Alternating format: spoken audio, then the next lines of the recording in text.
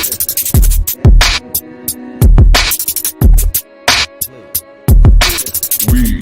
are Legion.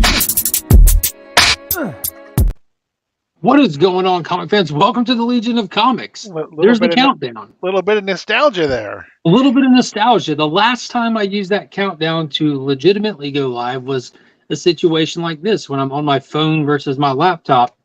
So the show's going to be a little weird from my perspective tonight. I'm going to do my best to navigate the controls and everything via my phone. My laptop got sent to the repair shop, and it's been partially gutted for the next few days while we wait on new parts, just basic maintenance for it, new fan and battery and stuff.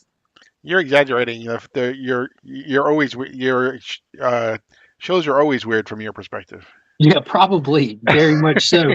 But we're gonna roll with it. We're gonna make it happen. There's a ton of stuff to talk about tonight. A lot of books, especially on my end. I did a lot of back issue reading this week, and I'm excited to talk about some of those as well. So let's just go ahead and get into it.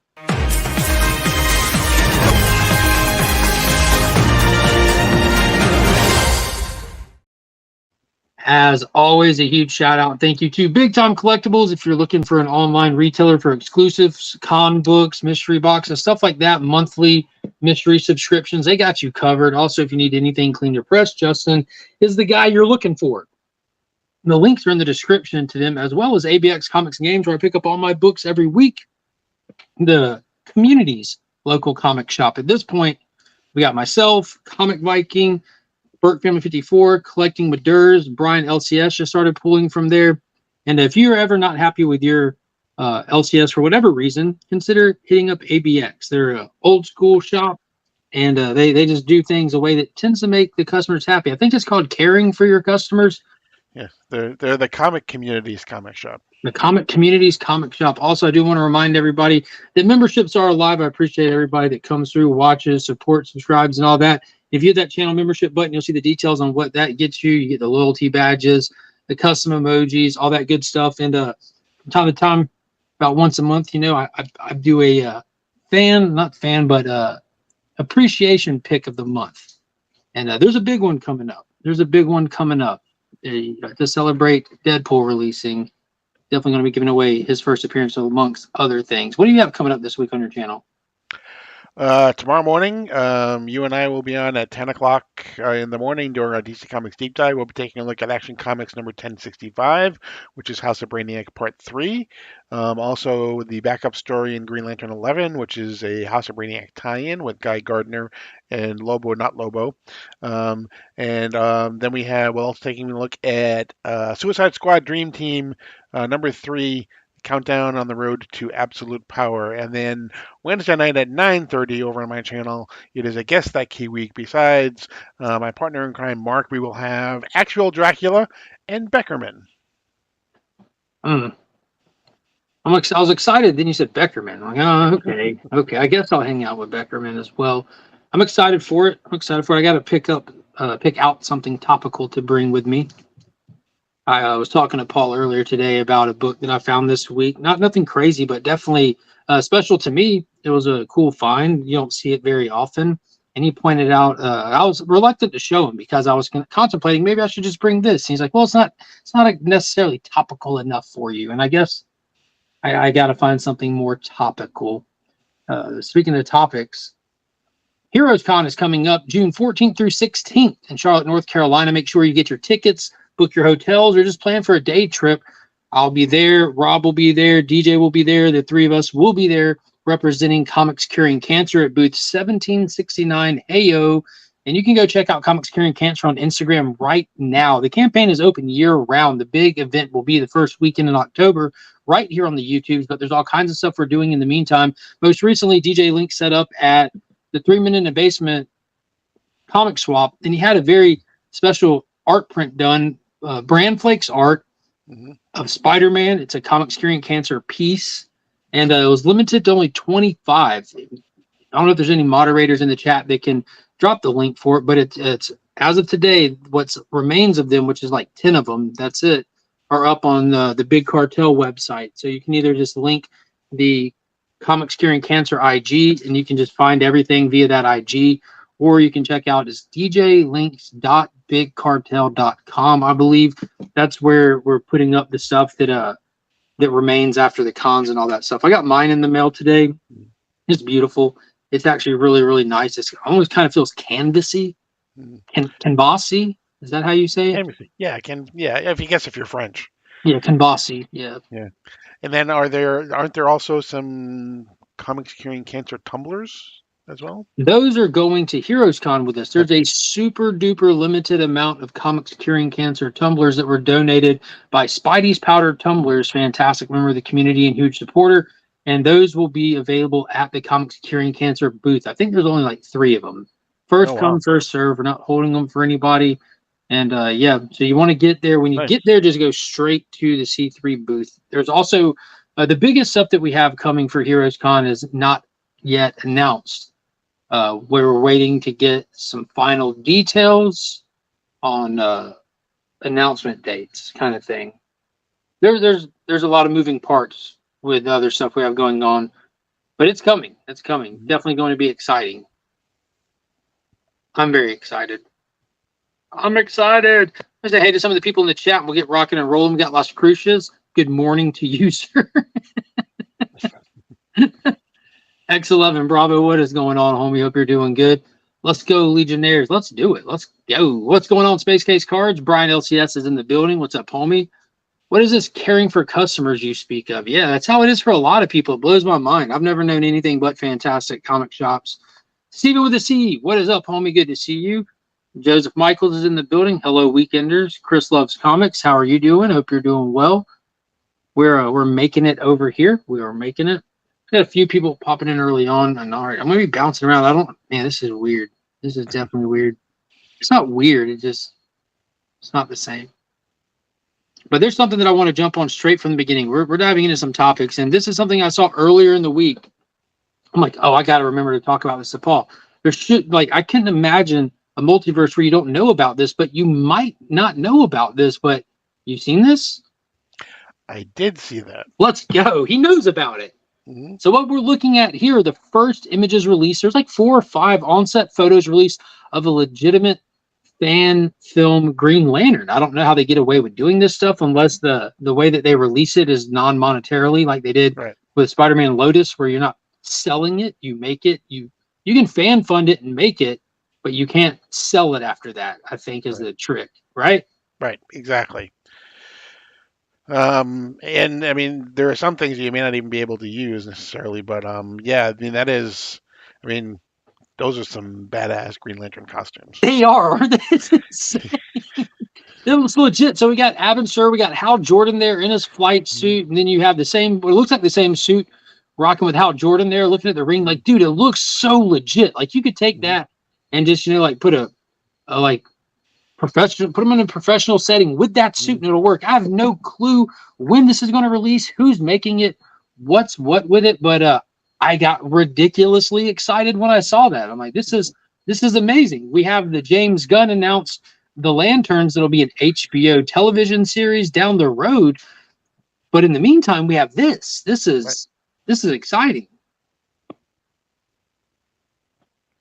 Yeah, I mean, I hope that it's. I mean, sometimes what happens is these people do these pictures or everything, and basically all they really produce is like a trailer, and they never actually really produce anything beyond that.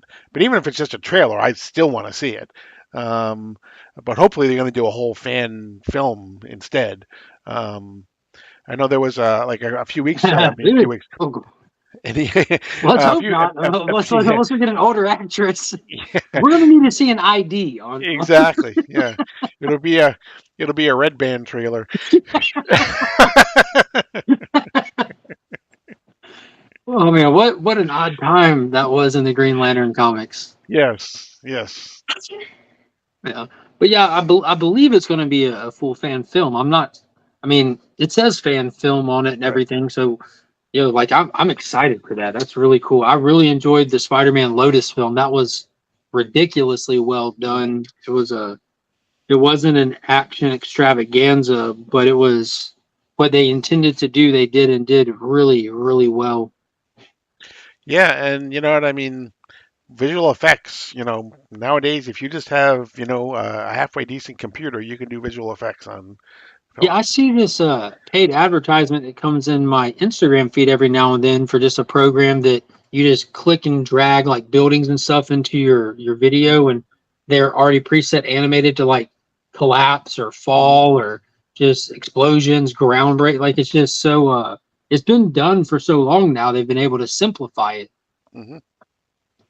Yeah, she was an alien. They do things differently on her planet. Apparently so. Yeah. Yeah. It was a different time, as they say. Yeah, there you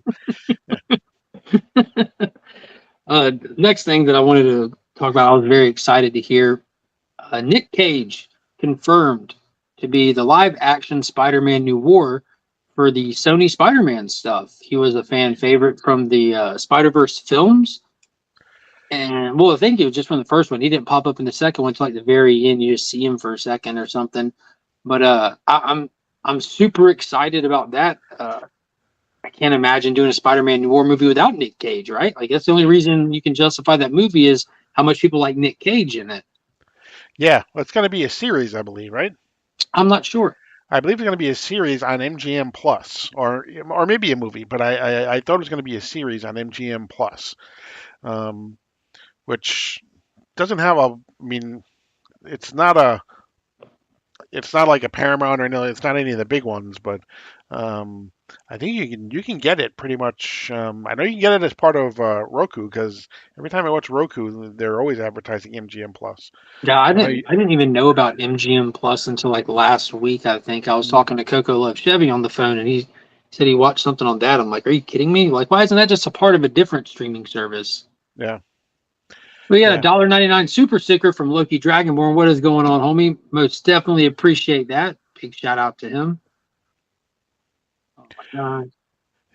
Yeah, I think you haven't heard about it because MGM is probably, I mean, really the only thing MGM really owns really is the license to do James Bond films. I thought you were going to say Lions. No, well they do own Lions too, but that's the big thing that they still own is the James Bond license. That's their big franchise thing. Have you heard the Kendrick Lamar Hal Jordan district? I have not. I stay out of the Kendrick Lamar diss track scene. To be honest with you, I have no clue what's going on. Suppose a fellow wants to end the week. Is that sort of thing you can do here? Absolutely. And if you want to ruin the middle of your week, you can come listen to Beckerman on Guess That Key this Wednesday at 9:30 on Sector's channel. This link is directly below. Make sure y'all hit that. Eisner did pretty good with the Eisner nominations. That's on the top of the list here. Is the Eisner Awards dropped for 2024, which means comics that released in 2023. And it was an interesting list. Now there's not a ton of categories that necessarily stand out for me. There's like a handful of them that do, like best comic, best miniseries, ongoing, writer, artist, stuff like that. They have tons of categories, like a lot of them, like super small press stuff I've never even heard of, like never even heard mentioned, foreign stuff like that. But when it came to like the more polarizing categories, it was a sweep. Like Image had, I think, 18 nominations and DC had 15 nominations. Marvel had 0. And it was crazy. Kind of what a lot of the sentiment that a lot of people have been saying kind of was represented in those nominations, that Marvel just ain't really putting out those stories that are driving people to talk about, get excited about. But I'll be a little interested to see next year to see if Marvel can land any, because at that point we'll have had Avengers Twilight, which would, I think, deserve to be on that list that Chip Zdarsky did for many. And I know I've talked to a couple of people that think that Ultimate Spider-Man should be on there. I don't know about that one, but I enjoy it, but I don't see that up there in the top tier stuff. But notably, best ongoing series of the year. There's 5 nominations, and of the 5, 4 of them were DC, and then Daniel Warren Johnson coming in clutch with Transformers on there. But you had Birds of Prey, Shazam, Wonder Woman, Transformers, and man, I can't remember the 5th one. Nightwing going for his third in a row. Nightwing, that's it. Yeah. Trying to pull all this from memory is difficult. And normally I would have this is the laptop thing here. I guess that Key's greatest mystery is why Paul keeps bringing Mark back every week. Yeah, that's a fair statement. Marvel, not so good. Yeah, Liam Sharp for the win. Yeah, Liam Sharp was voted for best artist for his work inside Starhenge, which you can arguably say like it should have been what because they listed all of his titles, right? So his Exo series came out in the same year, and it's the same style. Like what he was doing in Exo is madly impressive. But I think Starhenge was like the work of his career. That was like some next level stuff. It just fit that story oh so well. I'm excited for the next chapter of Starhenge to be coming as well. Chip Zdarsky's Daredevil, man, I think it tuckered, didn't it? It tuckered out once you hit that like little event, and they pretty much did the Dark Detective Future State story with Kingpin and his kids. I think that might have been a little bit longer ago. Legion of Superheroes snubbed again. Wait, they didn't have a book. No, but maybe one day in the near future. It is in the blueprints for the current Justice Society of America book to splinter off into a Legion of Superheroes book, and they just seeded that in the most recent issue. But as Paul pointed out to me earlier this week, what is it? Issue 11? Yes. Issue 11 has faced another extension. We're not seeing it hit shelves until June or something. Yeah, I believe. Yep. Issue 11 is now in June, and they're still listing issue 12 as July, but I'll believe it when I see it. Yeah, I won't believe it until 2025 after we actually get it in hand. I can present the Eisner Awards if you want me to. Yeah, feel free to. Yeah, I can pull stuff up. That's for sure. DC wins the awards and Marvel wins the sale. Same old story every year for a little while now, for sure. Now you can't teach taste. Cannot teach taste. What were some of the other big categories? I'm curious to go through these things and get some other people's perspectives on it. And Birds of Prey was one that I was shocked to see in there, as well as Shazam. Now, currently, I'm not enjoying Shazam at all. Ever since Mark Waid and Dan Mora stepped off of it, I guess they have other stuff going on with Absolute Power and everything. But I do have to say that first 6 issues was huge. It was massive. They brought Captain Marvel back. Like he's been nameless for a while. He's had no Wisdom of Solomon in that weird child mind trope when he's in the form of Captain Marvel. He's had this whole Shazam family that kind of just waters down the character. And in the first 6 issues, like we got the wisdom back, we got the name as close as we could without catching a lawsuit. We got the hard line that it's just him and Mary, which I think we need to get Captain Marvel Jr. back. Then we're set. We need Freddy back. Are you able to share it? I got the nominees whenever you're ready. There it is. Okay. Add to stage. Okay, so best short story. Again, those are things that we really necessarily don't see, but Now best here's a good single one. issue. Best single issue. Horologist, Nightwing number 105. Star Trek Day of Blood, Shaq's Best Day. That was surprising, but I did read that actually. That was pretty good. Superman number 2023 annual. Good to see an annual in there. And Sweet Paprika. Best continuing series. Birds of Prey, Nightwing, Shazam, Transformers, and Wonder Woman. Yeah, I mean that's limited series, which I know you're excited about because Godzilla Here There Be Dragons. Because you remember how much I was praising that when it came out. I'm like, this isn't a standard Godzilla book. This is next level. Right. So the Cull, Godzilla, Kill Your Darlings, Pee Pee Poo Poo. That sounds disgusting. Yeah. And Superman Lost. Yeah, I think that earned to be up there. Man, the way that the I guess like the 3 arcs in that book, like the beginning, middle, end, the way that they brought those two things together, and I still think that's some of the best written Lex Luthor that we've ever seen. Right. At least in modern times. Best new Yeah, series. Lobo is all over the place right now in DC. He's a big player in the Brainiac stuff. So best new series, Beneath the Tree Where Nobody Sees. I know that's a big one now. Black Cloak, Local Man, Phantom Road, and Somna, a bedtime story. I know Somna by Becky Cloonan. It's tough to get those first issues. Those by Distillery. Those are the magazine size. Everything they put out is magazine size. Distillery. Yeah. So best relocation for early readers, for kids, for teens. Best humor, best anthology. The Devil's Cut. Marvel Age 1000. I didn't realize that was last year, but I guess it was. I guess I'm thinking of Marvel Comics 1000, which was a couple years ago, and that's different. It's not saying new. It's Yeah. not. This isn't a new book category. This is the best anthology. Is Yeah. Phantom wrote in the anthology one? These are just titles that were running in 2023 in the Eisner Awards. Right. It's kind of like how the Yeah. Oscars are done. Is for they Right. accumulate over the previous year. Best graphic album. Let's go down to another medium. Let's go down to the okay, best writer. Stephen Graham, Mariko Tamaki. She did some detective comics, didn't she? I think. Yeah, she did a long Tom run Taylor? of Detective Yeah. Comics. Tom Taylor, Kelly Thompson, who has some Marvel work in there, but probably there for Birds of Prey. We were talking about that before. Mark Waid. It's good to see him, although I don't think it was his finest work this year.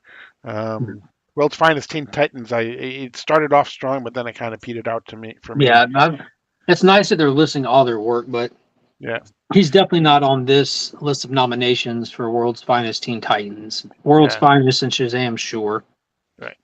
World's Finest has been consistently Yeah, top absolutely. tier monthly since it started, and we're in like issue 20, the upper 20s. Yeah, it's like 26, 20. I think 27 is the next one to come out. I think best writer artist. So DWJ could win there for Yeah, Transformers. I really hope he does. Best penciler inker. Who are the other ones in the category for writer artist? Emily Carroll, Bill Griffith, Daniel R. Johnson, Mokumo Kirin, Zoe Thorogood, and Tilly Walden. It's crazy how much I'm not familiar with so much of this.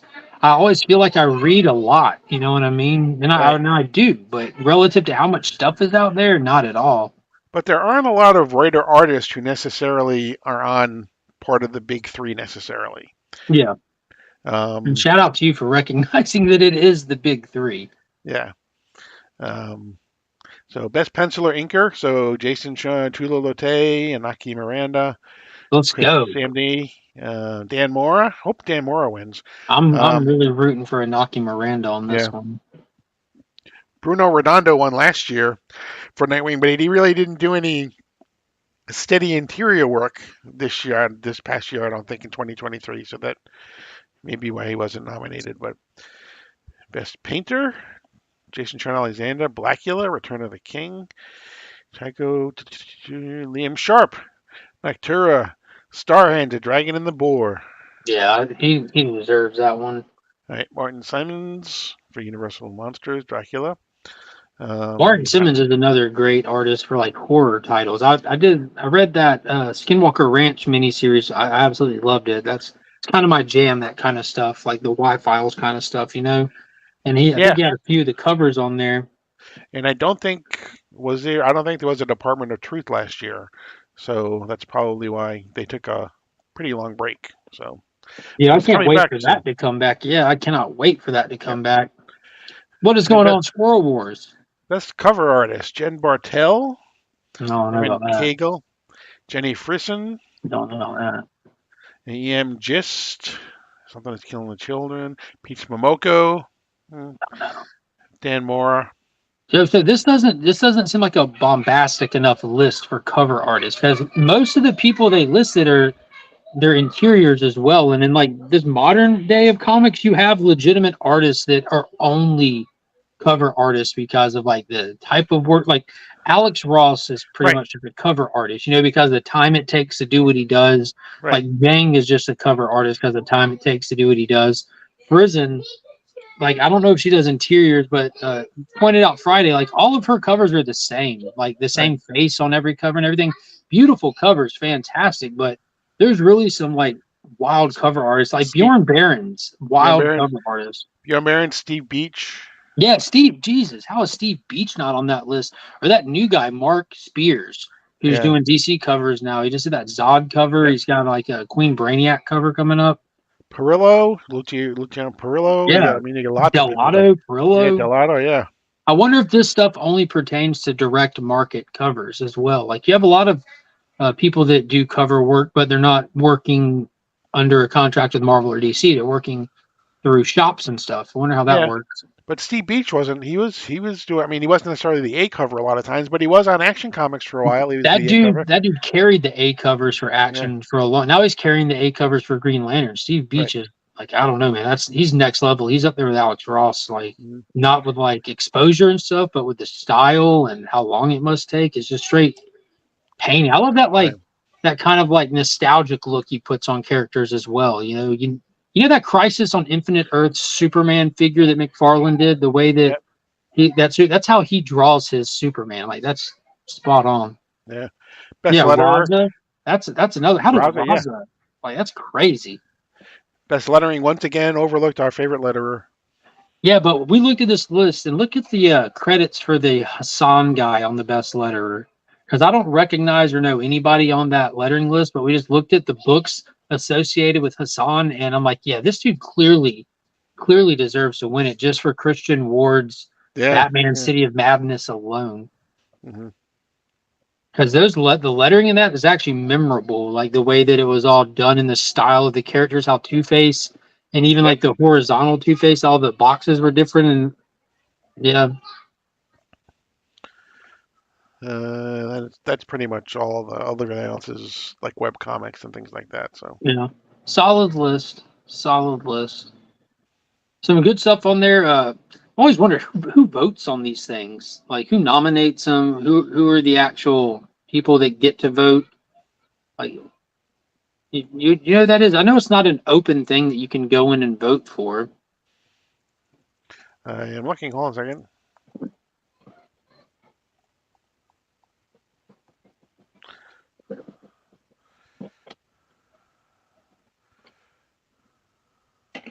It looks like they wrote it on by comic biz professionals, with the final decisions made by a judging panel made up of educator Ryan Clater, writer and art historian Christopher Couch, educated Andrea Gilroy, writer and publisher Joseph Ilridge, comics retailer Matthias Lewis, and writer and librarian Jillian Roods. And do they change every year, kind of thing? Like the entire panel? I guess it takes more research on this one. Yeah. Oh no. All right, let's. I haven't watched it, but we're gonna dive into it. I want you to get your thoughts on this. With X-Men '97, it's done. It's a wrap. The series was definitely received well by those that watched it, and you finished it out, right? I did, yes. Fill us in. Like, what happened? What'd you think? I liked it. I'm not a huge X-Men fan at all. But I thought it was good. The last 3 episodes make kind of one big story. Definitely not a fan service. If you're a fan of any other hero besides the X-Men, they probably show up at some point during the series. In the last 3 episodes, we have Charles Xavier comes back. He basically has been accepted as the leader of the Shar Nation, or the Shar Planet or whatever, and so, but he comes back because of everything that's happening on Earth. Genosha is basically destroyed.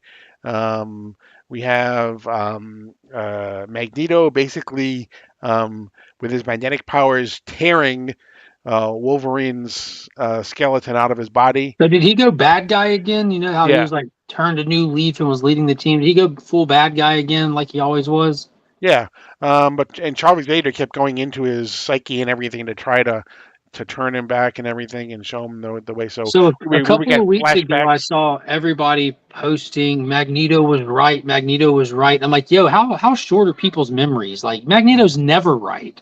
Right. He's either wrong or he's lying. One of the two. And I'm like, look at all these people that would just like follow the villain, and like, that'll make me scared. Like, Magneto's not right. But at the very end of the last episode, we basically have part of the X-Men are now in ancient Egypt. They'll probably be facing Apocalypse. And another group is, or at least anyway, Jean Grey and Scott Summers are in the future.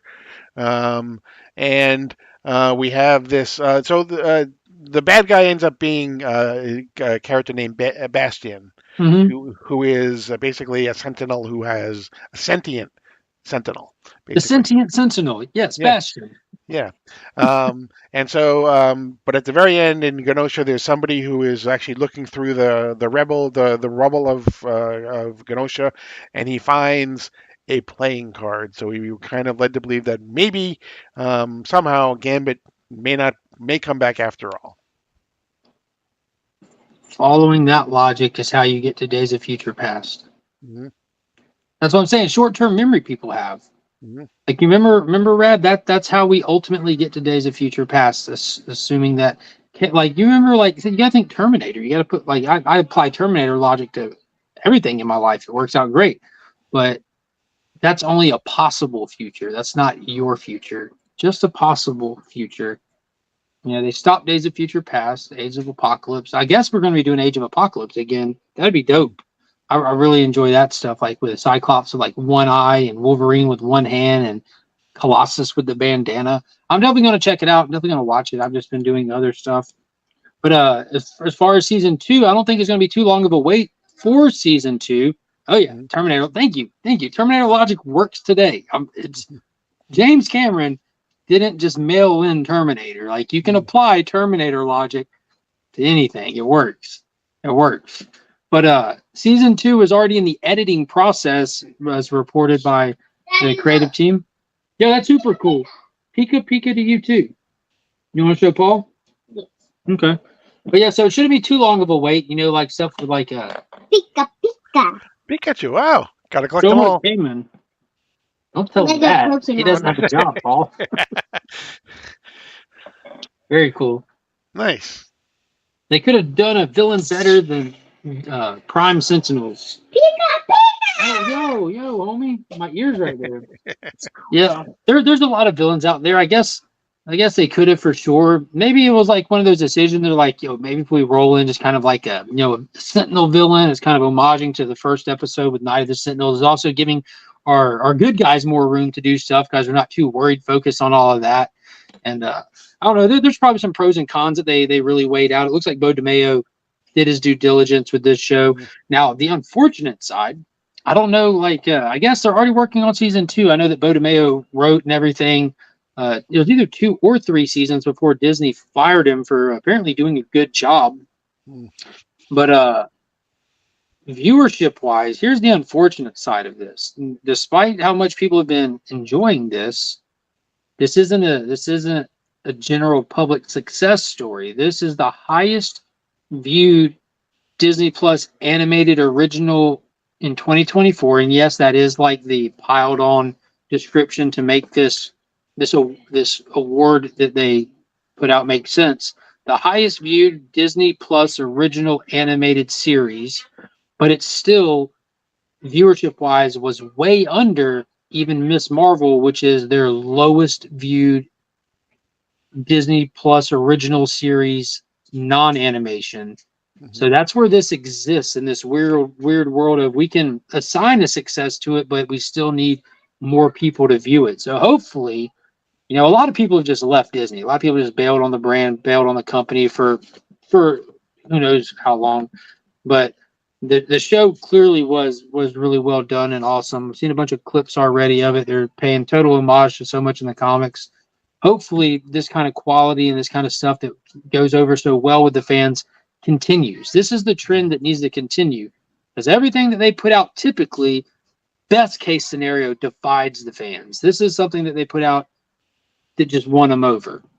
Hopefully with this, then we see Deadpool. Hopefully it can do the same thing. I think people are hungry for some X-Men stuff. It's been a long time since Dark Phoenix was the last time we got an X-Men something, and that came out at the same time as the first Captain Marvel. And it just, that point, like they were done. They were mailing in X-Men stuff, but yeah, I'm fully aware they fully own Fox now. But Well, not really. They don't own Fox TV. They don't own because they don't own Fox Sports. They own all of the Fox cable channels. They own 20th Century Fox, but it's not called 20th Century Fox anymore. It's called 20th Century Studios because they don't own the Fox name anymore. They don't own the news channels. a lot of people are right there with you, Sledge. Yeah. A lot of people are. One thing that they did announce, though, was that actually they're resurrecting Marvel Television. Because if you remember, they got rid of it. and all the television shows have basically been under Marvel Studios. But now they're resurrecting Marvel Television now because they realized, and they realized this a little while ago, is that you can't do the television shows like you're doing Marvel movies. They're different. You need a showrunner. You need all those type of things. So I'm sure Jeff Loeb is probably saying you could have decided this like a couple of years ago before you let me go. Um, He wrote Commando, Yeah. Arnold Schwarzenegger movie. What is going on, Esteban? Rad said he heard that they bought Fox yesterday. I haven't seen that. no. I'll have to check that out. Yeah, Kevin isn't talking Star Wars or Marvel down. Kevin isn't taking Star Wars or Marvel down a good path.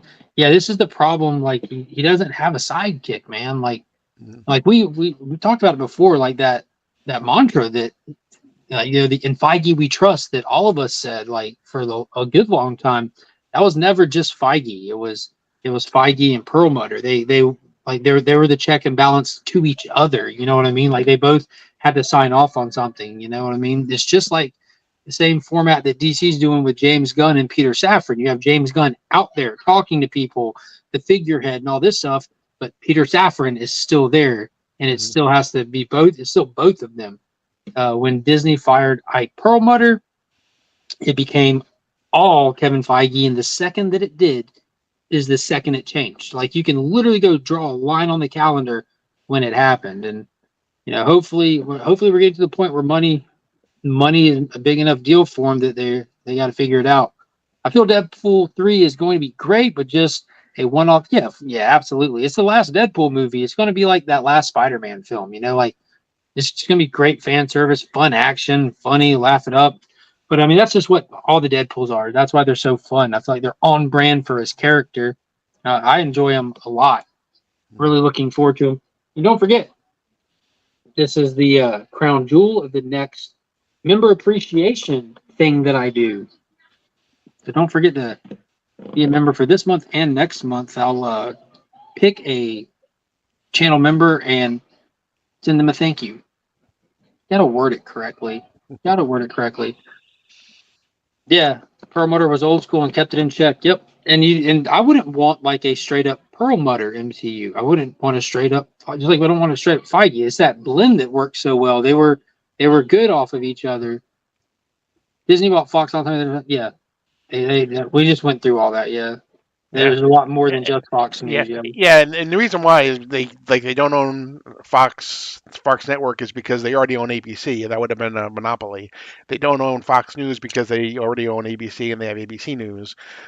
They don't own Fox Sports because they already own ESPN, and that would be a monopoly. So that's why all those things where there was the overlap, they did, that wasn't part of the sale to them. So Fox still exists in those worlds. No.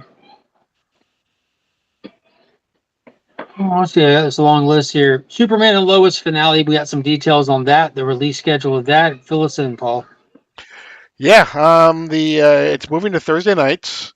It was on Tuesday nights, but it probably will show up sometime. It's definitely when the new seasons start in late September or October, whenever it starts. It'll be on Thursday nights. The guy who the president of CW says that he has seen 9 out of the 10 episodes, and this was his words. He said they were fucking amazing.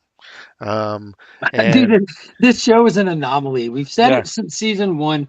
Somehow, every single episode surpasses the one before it, and we're 3 seasons in. This show has made me stand up out of my seat, has made me audibly yell, has made me tear up and shed tears on numerous occasions. And that season finale for season 3 was one of the best, if not the best, season finale I've seen on like a superhero TV show. Yeah, it was just, and it's so good it doesn't make sense. Yeah, and there was a photo that made the rounds from the finale that supposedly has John Henry Irons in a comic accurate Steel costume. Semi-comic accurate. Did you look at the photo?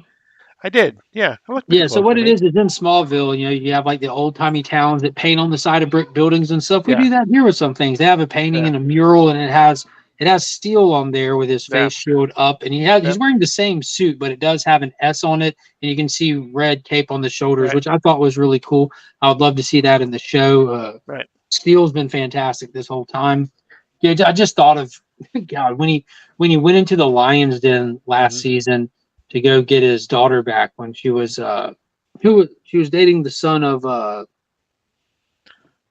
crime boss. Yeah, I can't think of his name either, but Bruno Mannheim. Bruno, yeah. Yeah, and he goes into the Lion's Den, and Mannheim tries to take a pot shot at him, and you get that slow motion scene of the suit just coming in, and I'm like, man, yeah, it was awesome. Also, I do want to point out, if y'all go check out Pop's Attic on Instagram, it's linked down below. That's where all the books that you see that I get rid of and everything on the channel, they all get posted over there, as well as Pops has tons and tons of books, and you can't beat them prices, guaranteed that for sure. And he's doing a thank you giveaway. He's got a CGC slab that he won some time back, so he's paying it forward to people that followed and support his page over there. So all you got to do is go check that out. It's just dropping a little hashtag and tagging people in the comments, and what that'll do is it'll get you in. I'll draw for the winner this coming Tuesday. Hopefully the laptop will be working by then. Or if you have purchased something from him, you're automatically entered too, right? Yeah, if you've ever purchased something. Pikachu's in his Pokemon ball right now. And why is that green? And so once you get a job, you got to collect them all. no, I'm going to collect one. God, I got even better. Save your money, kid. Because if you have a Pokemon, if you get a Pokemon, you can't get another one. I'll write that down. I'm going to write that down right now. So next time we're at the store, and you're like, I want a Pokemon, I'm like, you got one. That's probably not as good of a jingle for them. You can only have one. Can't get another one. That's your words, not mine. All right, cool beans. Because in the movie, you don't get another one. Yeah, you just got to keep your one. Yeah, because it's fantastic news all around. There you go. What is going on, Megatron? Good to see you in here, my friend. Huge supporter, always checking out the content, leaving comments and all that stuff. I appreciate you. Dang, I ain't got Instagram, but Circumstances said I should make one. For sure. Yeah, like that's where I found that most of the comic community is. When I started YouTube, I didn't have an Instagram either, but I made one to kind of connect with people and be able to talk to people when I'm not like live on stream and stuff. And I quickly just stopped doing Facebook as much. I still post. I have a Legion of Comics Facebook, Instagram, X, Threads, all that stuff, but I'm active on Instagram. How to catch one. Exactly. Watching some of the streaming series, it seems like 8-episode series limit things too much compared to 20, 30 episode seasons, and they can make that overall story suffer for me. Yeah, this how many seasons? We've been getting 13 episode seasons for Superman and Lois, right? And this new one's slightly shorter. 10, yeah. What is going on, Kenny B? Good to see you. I don't think he was going to talk about that Pokemon. Oh yeah, actually, in Pokemon, you're given one to start their journey. Okay. All right, so Superman and Lois, I'm massively excited for. This is a spoiler stream, so close your ears. But we ended season 3 like with Superman and Bizarro Doomsday on the moon having like an all-out battle, like flying through the air, getting ready to hit, and that's when it stopped. Like, I can't imagine what this next season is going to be. I know it's going to be a heartache. I think General Lane is dead after the events of what happened, because we know that character's not coming back, or that actor isn't. They might be killing him off. I cannot wait to see what happens. If you think that this is like, oh, it's on the CW, I don't really care for that.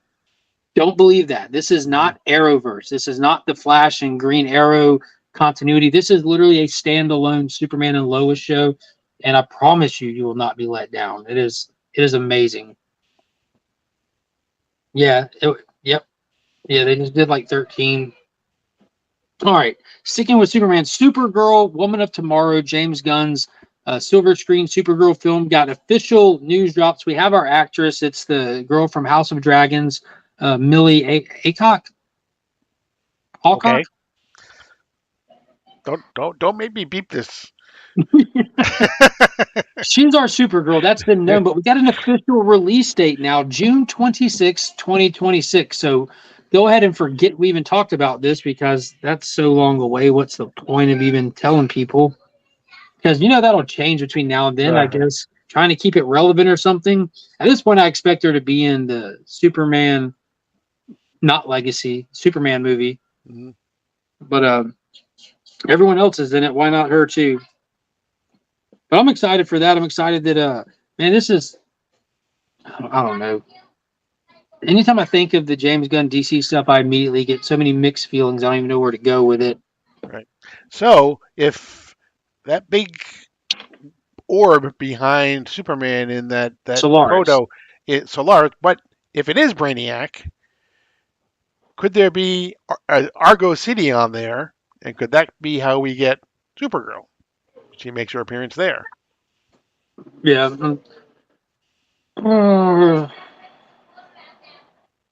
I'm trying to like you have the original Action Comics appearance of her. She just lands in a rocket. Then you have and it's not even the modern version anymore. But Oh, she's like Hawkman. She's like her. Yeah, but you have the origin, original. Then you have like the Michael Turner modern one. Where she pops back up in Superman, Batman. Right. And then she's just around like everybody else is. They didn't reintroduce her, but those 2 times. But you do have like Power Girl, and you have like the Matrix version of Supergirl out. You have the ones that like were there after her death and stuff. And I don't know. I hope we just get like a classic style Supergirl. Mm. I'd rather have Brainiac than Solaris. Yeah. Yeah, that would be kind of weak sauce to have like you have the Superman movie and you're too worried about introducing all these side heroes that your villain gets reduced to just Solaris that the engineer is communicating with or something. You know what I mean? Right. But Lex is in there, so between Lex, the engineer, and Solaris, that really is legit. Because you always have Lex like trying to like blow up a fault line or create an island. Why not just have him talking to Solaris? Otisville. Land, Miss Taskmaster. Land. Yes, right. And they're not making any more of it. Mm-hmm. All right, scratch that one off. 2 Marvel show announcements. I'm sorry we have to talk about this, but Agatha, officially titled again Agatha All Along. Stupid marketing. It made people hate the show even more before it ever came out. Official release date is September. The show's been made. We're forced to have to deal with it being released. I'm upset of it for numerous reasons because even though I have 0 plans of watching it, it's still going to be all in your social media feed where people are panning it, dunking on it, complaining about it, making fun of it. And there's just going to be better things that could be talked about, I'm sure, but everybody likes low-hanging fruit, and I'm sure that's what that show will be. Paul, are you excited for Agatha? No. No. Fair enough.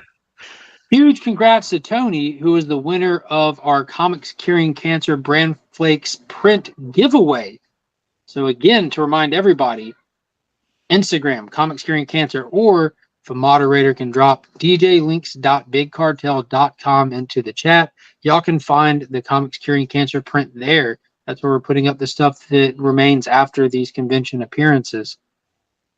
I'm looking forward to Agatha because I loved WandaVision. That makes 1. Not WandaVision. It was okay. But it's excited for Agatha. I love Catherine Hahn, and I still just can't. Nah. I can honestly say I have no desire for Agatha. You and everybody else except Esteban. There's going to be a few people out there that are going to check it out. They still have a good bit of people that are watching. That was awesome. Thank you. Yeah, I know you're a big Spider-Man guy. That I felt like it went to a perfect home. I'll be watching old episodes of Bewitched instead of Agatha. I'm going to go with I Dream of Jeannie. We are not the same.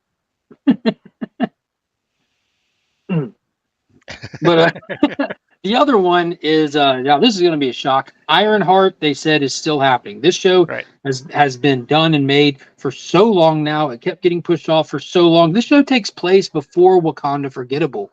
And it's going to be a young Riri putting together the suit she gets in Wakanda Forgettable, but you saw she had the makeshift stuff early on in the film. This is going to be that era.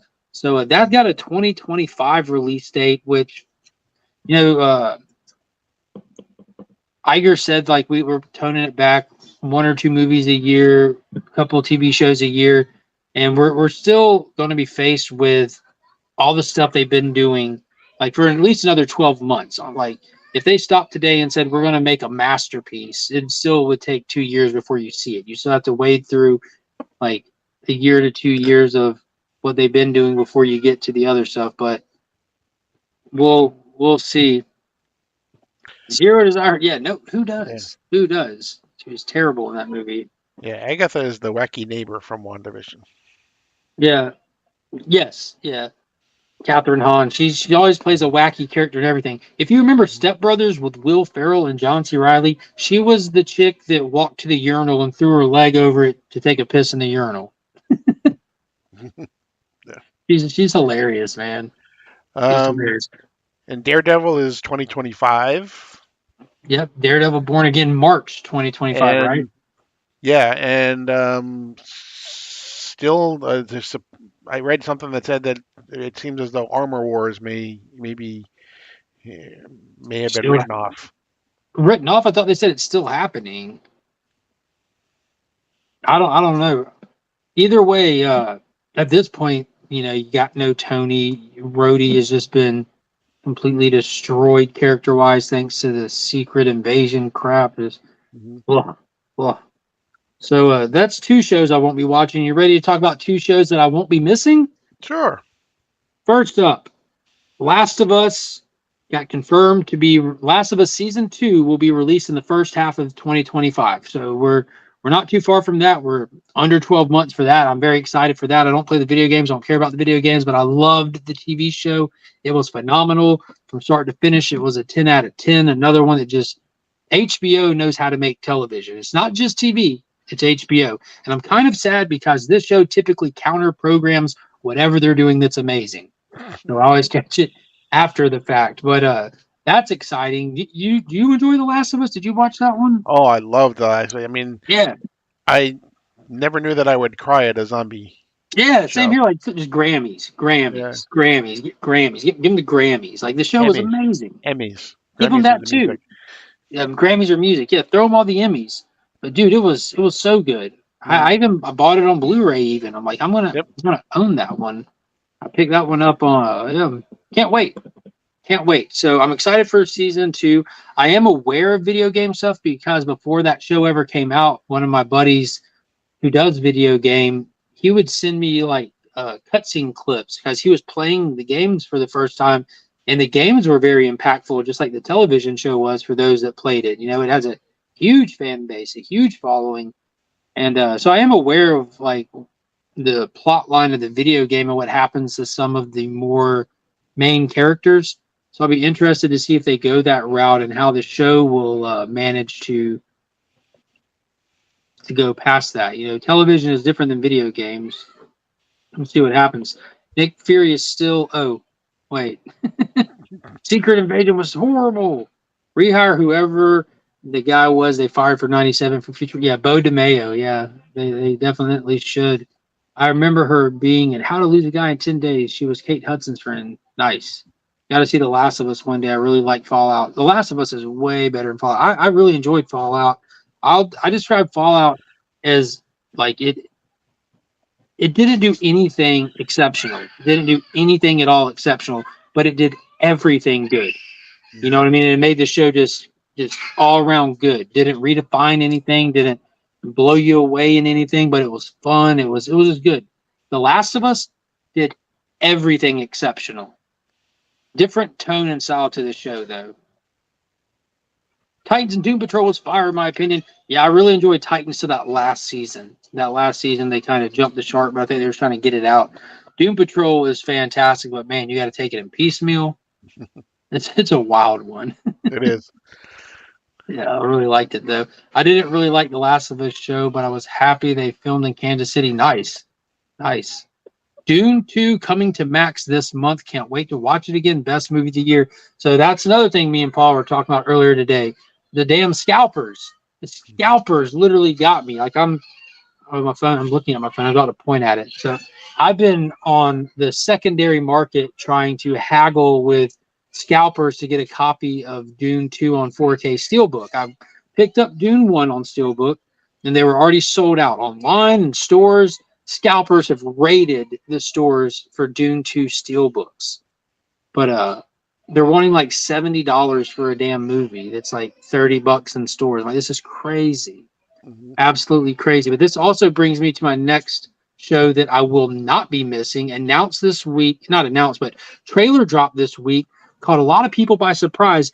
Brand new HBO Max original television show called Dune Prophecy. Live action, huge budget, beautifully stylized. The trailer was amazing. Set 10,000 years before Paul Atreides' birth. Is taking us back to the formation of the Bene Gesserit sisterhood and how they start politically moving everything to get that Hitzak Haderach 10,000 years later, plus even longer than that. And I'm very excited for this. Like, the whole dynamic of that universe and how intricate it is, how deep it goes. I'm excited to get introduced to the other great houses. You know, I've been picking up the comics and stuff that focus on different houses and stuff, but that's one of those worlds that I feel like I've only scratched the surface. That's a pun to the end of the first movie, and I can't wait to dive in deeper. Like, I'm super excited for that. It's called Dune Prophecy. Yeah, I was calling it the Game of Thrones, the Sand Edition. Yeah, that too. Perfect. Perfect. You want dragons or worms? Or- Which one you want? Or you could call it House of Spice. House of Spice. Yeah. Yeah, I think it looked on brand, like, which is super important. And the Bene Gesserit sisterhood is super scary. Like, those people freak me out. Lady Jessica is a savage. I can't wait to see how cutthroat this show can get, knowing how these people pretty much have no emotion. Yeah, I'm Media excited is to see it. What is it? So I'm excited to see it. Media is in a really bad place. People accept media, decent media is great media because of garbage being put out now. I'd agree with that. Dune 2 is freaking awesome. Yes, absolutely. Absolutely. And I've got a couple of offers out there with some folks right now on the old eBay. I have an eBay notification on here. Did somebody accept? No, it said you missed out on one, but Oh. don't give up. I hope the one I sent an offer on. Here's an update to your offer for Dune. Wait, let me see. A counter offer? Your offer didn't work out. I'm afraid I'm gonna miss it. It's like the dude's asking $65 for it, and I sent a me offer. Yeah. Cut it in half. Yeah. No, I offered because it said free shipping, so I took that into consideration. You know, so you have like a $30 movie plus shipping, and then I threw $10 on top of that. Just like, yeah, you want $10, man? Like, come on. Like, yeah, Doom Patrol is too much for me. Yeah, it's wild. If you can find one, bro. Oh, I'll find one. I'm just trying to be petty. Well, I'm not trying to be petty. I'm just not like, why would I want to pay $70? It's crazy. And they're not going to restock the steelbooks. I'm trying to find time to read Dune before I watch the movies. Do not. Yeah. Should I just watch the movies since it's going to take me a long time? Yeah, do not read the books first. The books go deeper and farther than the movies do. The movies take aspects of the book. It's completely true to the book, but they're because of how vast the book is, widely regarded as an unadaptable book by numerous film creators over the decades. Like, it's impossible to adapt. You know, David Lynch made a crappy movie. Like, the original one is like a cult favorite following. I've seen it. I have it. I've watched it a couple of times. It's not good. Like, it's an acquired taste kind of thing.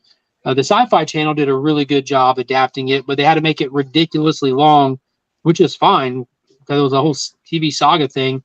But even then, like, you kind of get there's no like momentum to the movie. You know, there's no flow to it. It's just here's this, here's the next scene, here's the next thing. What Denis Villeneuve was able to do was make a cinematic masterpiece by taking what's important to the narrative. You know, like this, countless characters, countless places. Let's grab what we want to focus on in it and move it forward and not ruin canon while doing it. So I would highly suggest watching the Denis V Dune 1 and 2, which is just the first book. And then if you want to go deeper, then dive into the books. I would never read ahead of the movies, not knowing how he's having to focus the book content to make it what it is. Yeah. And the other thing you got to watch for, because you were talking about buying it on eBay, is the other thing scalpers do is they open them up, they take out Digital code. the digital code, and so they'll sell you the steelbook, but you won't have the digital code, and so then they get the movie and more than you're basically paying them to buy the movie. Yeah, like I'd watch for that. I'd check for that. Mhm. Yeah, dude. Yep. Yeah, dude. He's been House watching. Harkonnen, House yeah. Atreides, House Carano. This is the one that's coming out now. I get the rest of them on just the trade paperback, and I'm waiting on this miniseries to run its course where I read it. And it's all done by Brian Herbert. So it's like the books that Brian Herbert's done, like kind of just adapted in the comic form. I'm ready for the last season of Stranger Things. Yeah, I heard there's a long gap between those. What is going on, J-Med? How are you doing tonight? When my offer gets automatically declined, I always unwatch. Same here. I go somewhere else. I'll look around here for what. Yes, please do. Please do. If anybody finds a steelbook out there, feel free to hit me up. I'll be listening from afar. Yes, make sure you message me before you buy it, because who knows when I'll get impatient and just pay $70 for one. I'll probably end up doing that. I like the Sci-Fi Channel Dune. Yeah, dude, it was awesome. They went so far with it too. Yeah, Dune and Children of Dune. Yeah, they did a good job. X-Men 97 and TC animated on alert. Yeah, it's crazy. I was thinking about that too, because the X-Men 97 thing is fantastic and the Tomorrowverse is not. But luckily, we are finishing the Tomorrowverse. Yeah, we got one more film to come out. They announced the date of that already. So let's see. Last of Us, cross that out. Dune Prophecy, cross that out. But what are your thoughts on Francis Ford Coppola's magnum opus, Megalopolis? I have not seen anything about it yet. You haven't seen the trailer? No. Oh man, took the movie fandom by storm. Massive cast. The return of Shia LaBeouf. It's modern Rome, like futuristic Rome. Like the plot behind it is in a future city like New Rome that had been decimated by an event. One man who's an architect with a tool, the ability to manipulate time, is trying to rebuild, while you have other like crappy Caligula style Roman emperors in this alt future kind of story that want to keep the status quo. Yeah, the gun on his house. That's okay. That's cool. Thanks for telling me. But it looks wild. It looks very wild. Adam Driver is the star there, right? He's the main star, yeah, Adam Driver. And Francis Ford Coppola to fund this because Hollywood wanted nothing to do with it for whatever reason. He self-funded it and even had to sell off a large percentage of one of his vineyards. And look what else I got. Hey, What? Hey, snake. snake. What's its name? Snakel. Snaker. Okay. I had one of those for a snack one time. Huh? Wait, what? What? Was it venomous? No, it was caramel. Caramel? Yeah. Can we go to like Golden Corral for dinner? I think we're going Tuesday. Hmm. I told you we're Well, going what are we Tuesday. eating for dinner? When, today? Yes. Bro, you know what time it is? What time? Go ask Mommy what you're eating for dinner. Like, What are you wearing right now? pajamas. So what time do you think it is? Bedtime. Oh, we did it. But we didn't eat dinner. So this is my Pokemon. You should box. talk to your mom about Pokemon. that because y'all were out buying Pokemon instead of eating dinner. And then I Got press got- this circle. Gotta catch one. Gotta catch one. And then you just pull. You press the circle. Yes. You got it. And you pull it open. And then you just close the top. And then put them in a pose. Put your Pokemon in a pose on the like top. And then he's out and ready to go. There you go. Like he appeal like out of the There top. you go. Oh, nice. Cool. Mommy. Can we get dinner? And this is how you put him back in. I just watched a fan film called Logan the Wolf, and wow, it's This what is if how you Wolverine put and him back in. Magneto were This is Vikings? how- Oh, dude, that sounds super cool. Where'd you see that How at? you put him back in? So you open it up. So And then you lay him down. So put his tail all the way back. Make sure that it snaps. Then lay him down like that. And then make sure that this lines up with the hole. And push it. And when it snaps, it's There you done. go. Done. Ruben, where'd you see that at? Was that on the YouTube? It's on What's going on, YouTube. Sledhead? You just dropped the link to it. Nice. When was the last good Coppola movie? I don't know. He hasn't done movie in a while, has he? But I mean, he has a massively impressive filmography. Mhm. Armageddon Now, the Godfather movies, or Apocalypse Now, the Godfather movies, Dracula. Can I get a gold crown with you?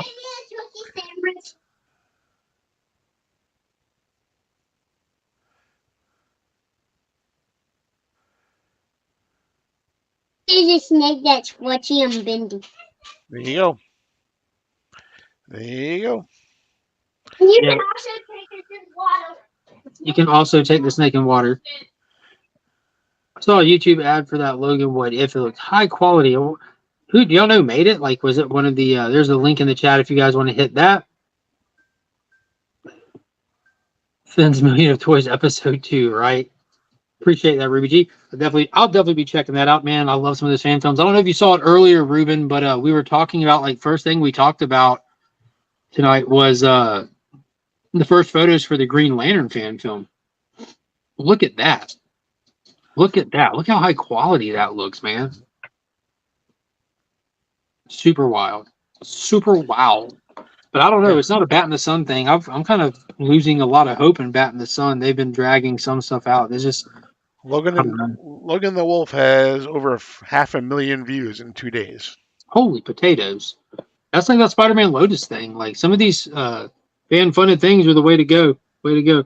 Megalopolis. So that's going to be an acquired taste thing. It's going to win a bunch of awards, though. Guaranteed. It just premiered at, what was it, Cannes Film Festival? Probably not a Grammy, though. Probably not a Grammy. Yeah. I saw that on X. I was really impressed with the Green Lantern costume. Yeah, absolutely.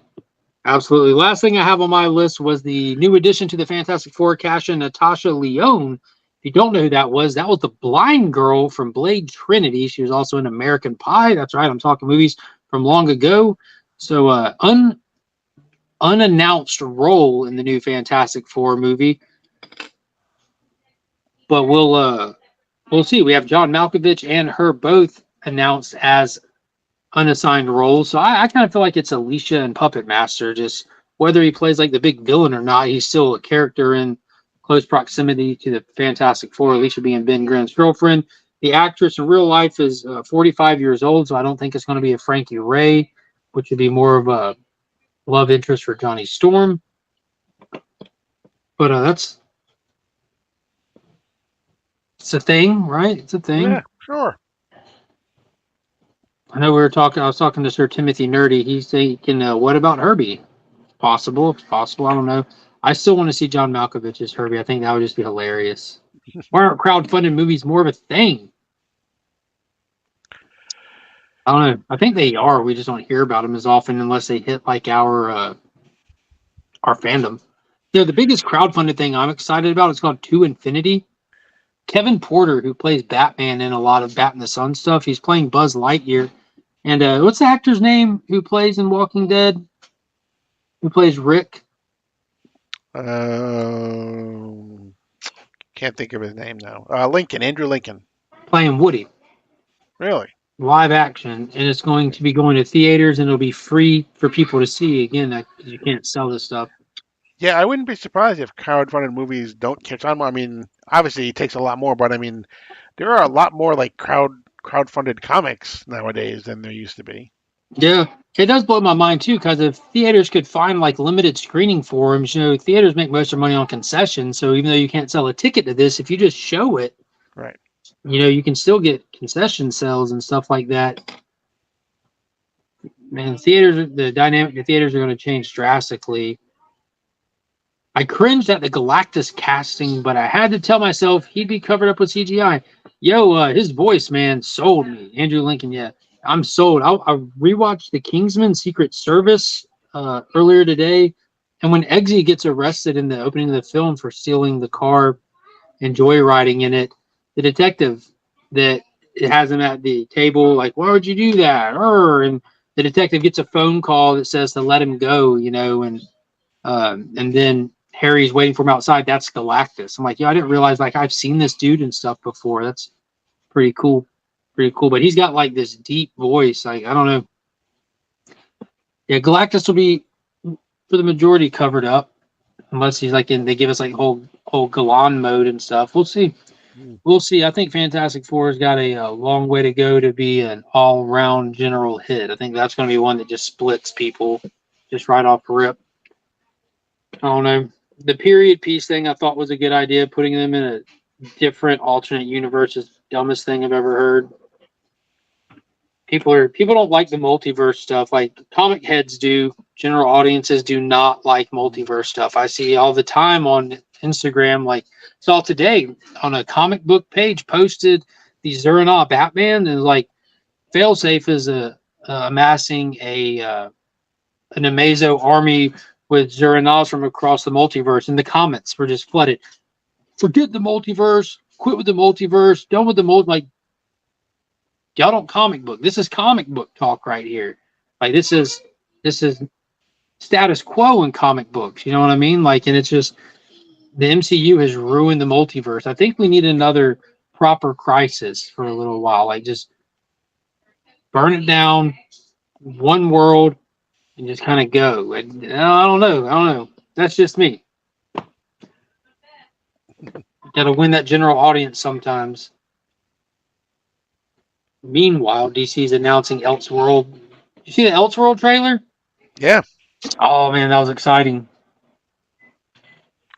Have a new Elseworlds coming out every single month from now through from June through November.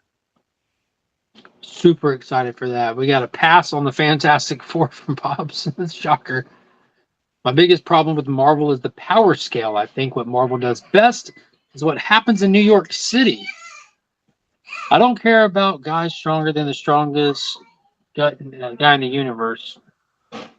I like cosmic stuff, and I don't know. Like, I love me some DC because that next level, like, they're gods. It's in my mind, DC has always been like modern day Greek mythology. Mm-hmm. They're gods. I love that. I love the multiverse when it comes to comics, and I have a friend that hates the multiverse stuff. He doesn't understand why I love the multiverse. Yeah, I'm passing on Fantastic Four. Yeah, I'll be honest with you guys. I don't know. I might go see it in theaters. It really depends on how things pan out between now and then, or I might just watch it elsewhere. Destroy the MCU and roll out a new universe with Star Brand. I've been saying that's the only way to save it. The only way to save it is to just stop everything you're doing and start making Secret War. Make that your next film. Secret War it out. Then you have a fresh slate at the beginning of the next one. New actors, bring the characters back with new actors, starting points, do whatever you want. Start with the Fantastic Four, Marvel's first family. Well, I think the multiverse is probably going to look a lot different after Deadpool. I honestly don't think Deadpool will have massive implications to the greater MCU whatsoever. I think its sole purpose is to I don't think the TVA needs to be in it at all. I think seeing the TVA in the trailer makes me cringe.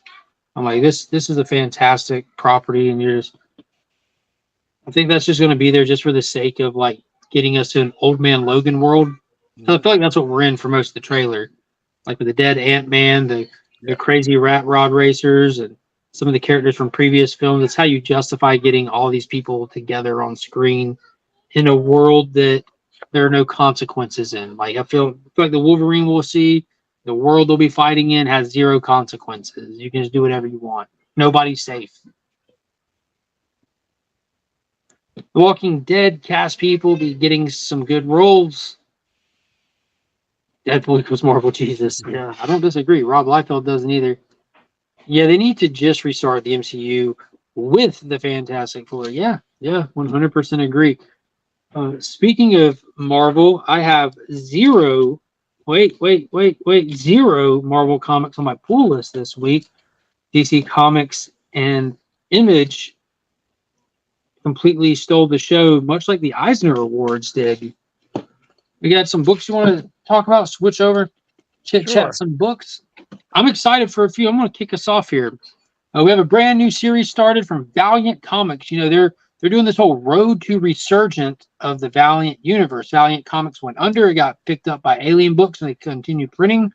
And we got a brand new Exo Manowar, brand new series called Invictus. The last mini series, Unconquered, came out. Same creative team, writers at least, Becky Cloonan and Michael Conrad, are picking up right where they left off on that 6-issue mini series from a couple months ago. And this one's going right along with it. He's still fighting the Roman Novanus, or however you say it.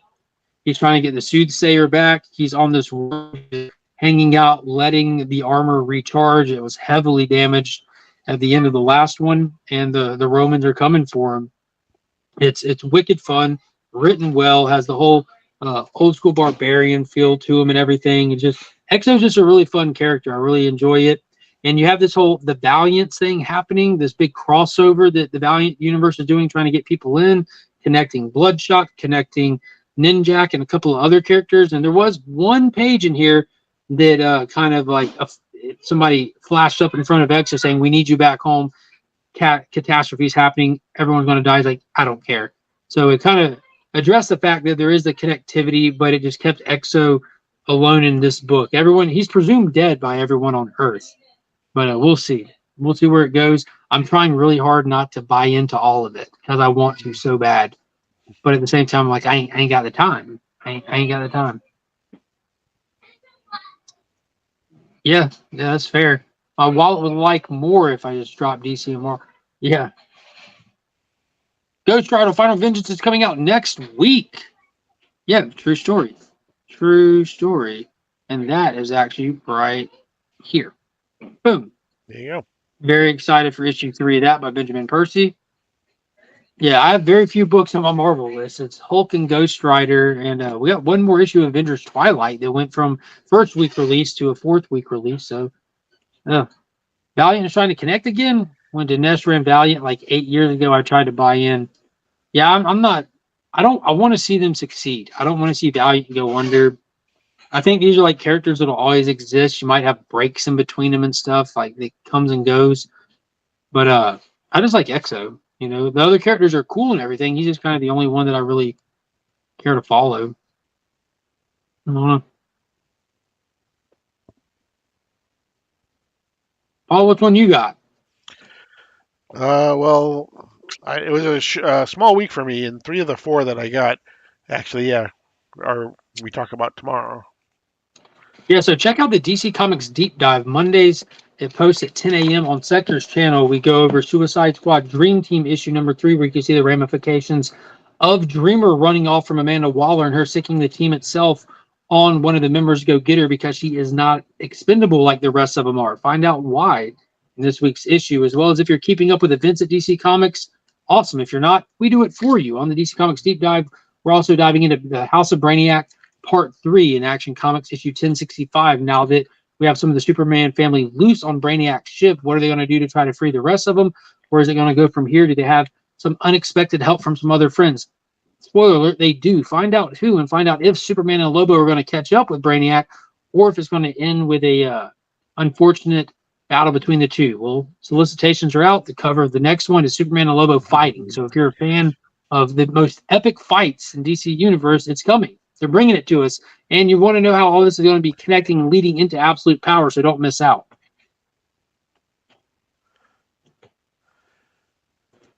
Next up, one that I know you read, Green Lantern, issue number 11 from Jeremy Adams. What did you think? I liked it. Yeah, we can talk about the first story. The main story, yeah. The main story, yeah. It offers some interesting things about exactly how much the president of the United Planets has been plotting and planning since the very beginning. We also have some very interesting things that go on with Carol Ferris and her boyfriend. Kind of interesting. They go to Las Vegas. They end up in a Superman-themed wedding chapel. But at the end of the story, we might see another identity of Carol Ferris that we haven't seen in a while. Yeah, this was a massively important issue. Like the whole premise of this run is that the United Planets has a pretty much a self-appointed dictator leader at this point who decided to take out all the central batteries across the galaxy so that he is in complete control of anybody and everybody that has access to a ring. Not only that, he's gotten some kind of special control over the light spectrum where they're able to change between the different color rings just with the one ring they have. We have a few rogues that are not buying in. Obviously, our main characters, Hal Jordan, you got Jessica Cruz, you have Joe Mullins, you have Kyle there. They're all trying to figure out how to stop this plot. We need to let everyone else know what's going on. So they attempt to go talk to the council and let them know. Turns out the whole council's been corrupted. They're all in on it. And in the meantime, this terrible leader went to the Star Sapphire homeworld where the battery is and blew up their battery, started just taking out all the Star Sapphires that were there. So at the end of it, when Carol Ferris was in that wedding chapel, her ring shows up. So And something going on with Kyle too. He's like freaking out all over the place. yeah, you don't remember from his backup story, like how he was having the visions and everything of his dead girlfriend and stuff just haunting him? Yeah, but I think it's tied to. I think it's tied to because he was the White Lantern. So I think it's tied to that somehow. Yeah, I can't. I don't. It's been so long since they've done anything with Kyle directly that they just kind of reintroduced us into this story with him just like sitting there, like having these pretty much these mental visions that are causing panic attacks. Right. Exactly, Joe. Exactly. we did all. Speaking of Sauron, we did actually see Lord of the Rings trailer this week as well. I liked it. I know you didn't like it, but I liked it. Yeah, I don't have nothing for Amazon's Lord of the Rings show. I tried so hard to get into it, and I'm like, this is just stupid. Like it looks good at parts of it, but it's just I couldn't do it. Was it this week or was it last week that they announced the new movies? Did we talk about it last week? Warner Brothers announced. Yeah, I don't remember if we did or not. The Search for Gollum. Yeah. Andy Serkis directing it. Yeah. Terrible idea. Peter Jackson coming on board to have a part in helping. Don't know how much or how little he will. But smart of Warner Brothers to pick up the property. Also dumb of Warner Brothers to pick up the property. They just need to let Amazon run it into the ground, wait it out, and do something down the road. It's really something that doesn't need to be made. Like I think no matter how good it is, it's going to suffer the same problem the Amazon is. You can't do anything but bastardize canon at this point. Because unless you're remaking what you've already done perfectly, you're just going to be bastardizing canon. And this is the wrong fandom for that. You can't just win over an audience pretending like the integrity of the lore doesn't matter. Like different fandoms hold their lore and their canon in different degrees. This is a fandom you don't mess with. You will never succeed with this fandom. Like it just won't work. It won't work. So taking the Search for Gollum and dragging it out to what is assured to be a trilogy, I'm assuming. Yeah. That's going to be tough to do. It's going to be really tough to do to find a way to do that without that's everyone's problem with the Amazon one. Like you're literally just destroying canon. Like no one's even regarding it at this point if they're even watching it. We did talk about it in the community hangout, I think. I don't know. Okay, go to the refrigerator. Because if you know, you know. Yeah. Oh. Godzilla had a 70th anniversary this week, and you got this beautiful, awesome, thick boy $10 comic, which was nice to get. So of course I picked that up. Get all the Godzilla stuff. A few of them stay with me in my PC, but most of them just go to Finn. But I did get a variant cover for me. We talked about him earlier. That's Perillo, Lucio Perillo. Beautiful exclusive and very well priced. It's a $10 book because it's a thick boy, but the exclusive was only $20. I'm like, yo, that's awesome. That's the way you do it. So I was happy to get that. I haven't read it yet. Like I said, I read those with Finn. And then had a Godzilla Power Rangers Volume 2 came out. I hadn't had a chance to read that one yet because I just got stuck reading other stuff this week, and I went down a complete Miller World hole. But what else you got from this week?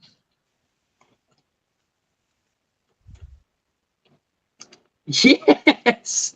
let's get into it. Ghost Machine's rocking and rolling. This is the second week we have in a row with a Ghost Machine release now that the 3 premier titles are all coming out monthly on their respected release week. We've got Jeff Johns and Brian Hitch's Red Coat issue number 2 on shelves. Where we left off with our would-be hero was being chased down by people who are hooded individuals in the 1800s that apparently know of his abilities and his powers. He was being ushered around by a little kid who turned out to be young Albert Einstein. And he wakes up in a cemetery, crawls out just to be like attacked by folks, if I'm not mistaken. So we pick up right in the midst of that fight. What do you think? We find out some things about why Albert Einstein is so interested in Red Coat. Basically, because of his sister, who has had some visions about things that go on. He sees the world burning, I believe, at some point, and then he also sees Simon Pure there as well. They go to a ball, which is being hosted by Benedict Arnold, who happens to only known immortal left. Yeah, exactly. Who happens to be the other known immortal, and so they're trying to get his help. He really wants nothing to do with him. We basically find out that pretty much Benedict Arnold disses Simon Pure whenever he can throughout history. Yeah, it was great banter between the two of them, going back and forth, because they were trying to be, like, granted, Benedict was doing it better than Simon. They were trying to be as cordial and appropriate for where their feet were at the time. Like, whether somebody walked up to be introduced to the other guests, they're just taking slick pot shots at each other back and forth. It was great. And Simon doesn't have the same civility that Benedict has, being that Simon has lived all these years and he doesn't have more than what's on his person at any given time. And Benedict is this wealthy, like, playboy of the time era who's definitely taken his long life and played it to his favor.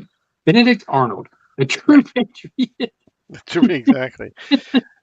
But yeah, it was interesting, and we kind of get the gist of what this first arc is going to be about potentially. Not only does Einstein have the sister that had these nightmares, these dreams, these visions, whatever, that kind of steered him in these directions. In this fight in the beginning with these folks who we have not been revealed who they are, but they do know that Simon Pure is an immortal. He gets hit with an axe in this fight, an axe that has these symbols on the side, and when it hits him, it actually hurts him. Not like physically, it's actually draining him. So every so often he's having these episodes where it's almost like his life force is leaving him. So he's on a ticking time clock to try to figure out what's causing this and how to stop it from happening. Hence why they go to see Benedict Arnold. So there's other witchcraft afoot in this issue. Yes, it's called the Axe of Lies, is the axe that affects him. Yeah. And Benedict Arnold tells him at the end, because he has another episode with this axe, that basically he's going to die. Because of this axe, he's going to die in like 3 days, and this time it's going to be for good. Next month, Simon says a lot of things that will be censored, no doubt. I love these little tags at the end, like some old school comics, like kind of in next issue. It says, next month, Simon says a lot of things that'll be censored, no doubt. Benedict just laughing about it and everything. It's interesting that he knows exactly what this axe is. I'm curious about the markings on it. I do want to point out that we do get like the briefest of one panel flashbacks, and in that brief little look back, who's there, none other than Benjamin Franklin. I just want to point that out, because I'm still wondering if the electrician from Geiger is attached to Benjamin Franklin somehow, knowing that they're already doing some really cool connected stuff. It's all really low key so far, but I just want to point that out. Yeah, how funny was it when they were fighting in the graveyard and they were both like holding their own, young Einstein and Simon were just fighting away, and Einstein swinging his shovel. Then he finally says, yeah, what do you think? We need to leave, and quickly, right, Mr. Pure? And he turns around, and Simon is already over the fence. Yeah. Like, didn't wait for him, and just took out. Hey, remember Freddie Freeman? Go Dodgers. I don't understand that reference. The Braves game is a disaster. Let's talk comics. What is going on? Aggressively relaxing. Benedict Arnold sounds like Vandal Savage. Yeah, to a degree, for sure. Red Coat is my must get for Ghost Machine. Yeah, I'm right there with you. It's the one that I'm still the most excited about. I love the history stuff in it. I love like the whimsicalness of it. I love how it could go from being serious to just that moment, just out of nowhere, with him having bailed on this kid, fighting these grown men in a grave. It's just fun, man. Ben Franklin can connect the kite string to Simon's big toe and renew his life force. Exactly.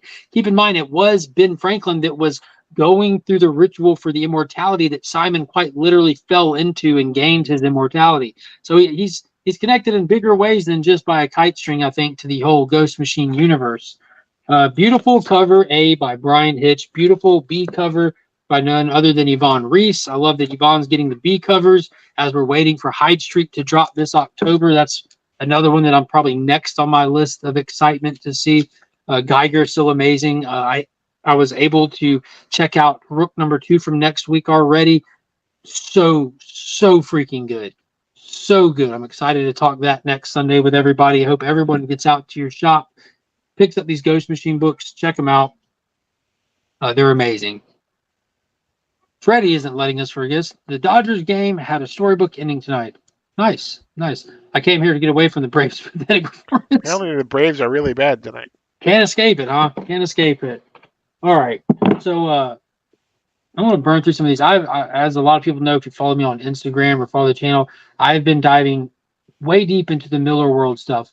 Paul, you remember last year when we were hitting all the comic shops on vacation, Big Game #1 had just dropped because that's where I picked up my Frank Quitely variant with the Utopian on it. I was thinking about that this weekend, just time-wise. So in a year's time, I managed to cover a lot of ground. There's a lot of Miller World stuff to read, but this weekend alone, or the past week alone, I read volume 4 and the finale to the original Kick-Ass stuff. Absolutely amazing. So freaking good. And then I started picking up more trades that ABX had ordered a bunch of Miller World stuff in. I checked out Nightclub, about the teenager who gets in an accident trying to be like YouTube famous doing risky parkour stunts. And on his deathbed at the hospital, he gets bit by a vampire and brought into the fold trying to stop some other vampires kind of thing. He gets his friends involved for fun. They throw on these masks and cover up so they can be out during the daytime. And they continue trying to just get fame and stuff, and they get in over their head. Fantastic read, super fun. I believe that Becker pointed out that volume 2 of this is already being solicited now, that we're moving into the Dark Horse era for Mark Miller. Starlight, another one. Fantastic. 1 volume and you're done. This is almost like his take on Adam Strange. You follow a character called Duke McQueen. He was a test pilot for the Navy.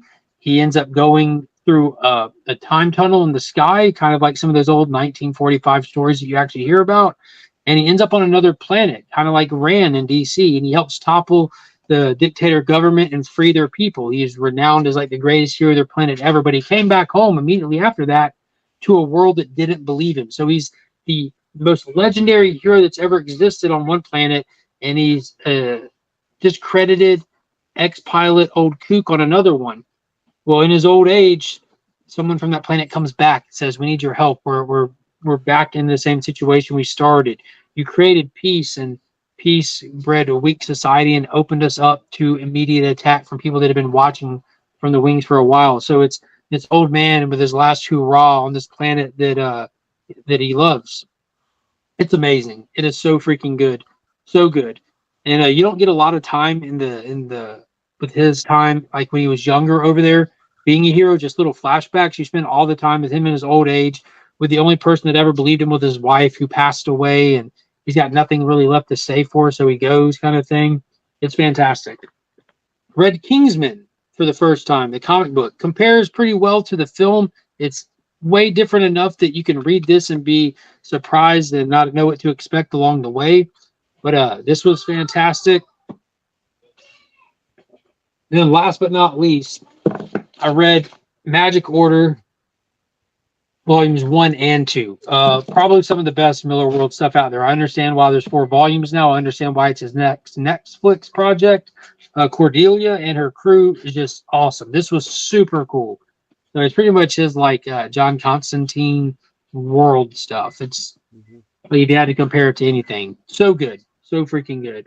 I have Kingsman volume 2 on order. I have Super Crooks ordered. I've got volume 3 and 4 of Magic ordered, and then what was it? Space Bandits ordered. So I still have to find Empress, Miles Per Hour, or MPH, and one other one. I can't remember. But I'm almost done with the Miller World. I went on vacation last year and committed to reading it all. That was July of last year. I want to be done when me and Paul are out comic shopping this year during the same time frame. I want to have completed it in a year's time. I think I can do it. There you go. Super close. It all started with me picking up Wanted. Remember? Yeah. I'm gonna Wanted. I read like, God dang. I'd seen the movie 1,000 times. I'm like, God dang. Y'all don't know. Big Game. Miller World, it all because of that Big Game crossover that he did with all of his properties. Nemesis Reloaded was a massive hit. I binged Jupiter's Legacy, and that's still my favorite thing that he's done is the Jupiter's Legacy series. Holy crap. And then it just exploded. I couldn't get enough. From Huck to Nemesis to Wanted, Kingsman. Like, it's just all good, every bit of it, except for Sharky the Bounty Hunter. It was an odd one that really didn't fit. Mhm. Almost like it was mailed in. It was weird. Like, think Lobo, but a redneck. Yeah. It was the insufferable sidekick that did it for me. I couldn't stand the insufferable sidekick. Just finished reading Ultimate Black Panther 1, 2, and 3. The series is really good. Just need issue 4 next. Nice. I'm not keeping up with none of the Ultimate stuff except Spider-Man. I keep telling myself I need to get on the Avengers one before it kicks off proper. You know, they're doing like the Ultimate Universe. It's just called the Ultimates. Well, they're doing the Ultimate Universe right now that'll lead into the Ultimates, right? Because the Ultimates haven't started yet. The Ultimate Universe was it was a reprint of what they did before. It was like a second printing. That came months ago. Okay. Before Spider-Man, it led into Ultimate Spider-Man, basically. Okay, I know that they did the Ultimate Invasion, which was a mini series that led into Spider-Man also. This is too confusing. And then they did that Ultimate Universe book that came out with the black bar down the side, which was a second print that I saw. And it had like Doom in it and stuff. Yeah.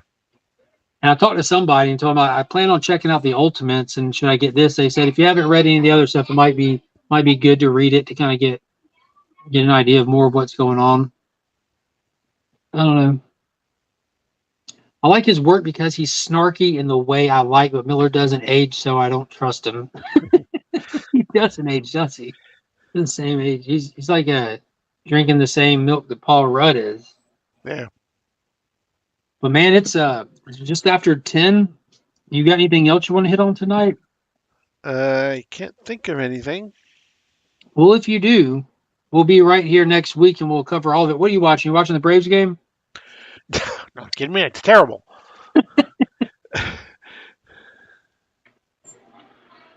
Well, that's going to do it for tonight. I appreciate everybody coming out and hanging out. Be sure to hit that thumbs up if you haven't already. Subscribe to the channel. Check out Sector 2815. You can find us over there in the morning. You can just check the description and just hit that one button. Click will take you right over to his channel. Then every other Wednesday night at 9:30 for Guess That Key.